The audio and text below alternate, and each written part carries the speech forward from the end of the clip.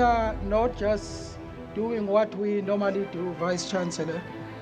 We are celebrating 21 years of impact.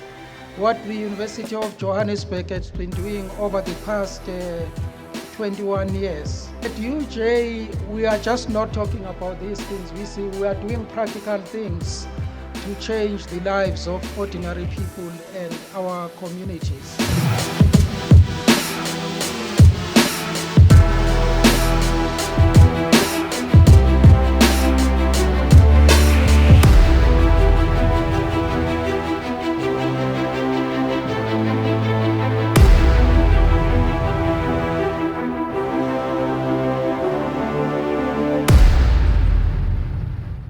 We don't want to be #1 university in the world. We want to be the best university for the world, because as we grow, we want to grow with everyone, ladies and gentlemen, and change lives.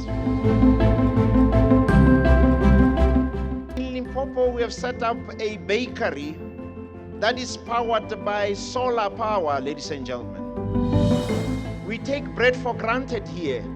There, people didn't have access to warm bread. Today, that bakery bakes 200 loaves of bread per day, serving 10 villages. These 21 years should be 42 years.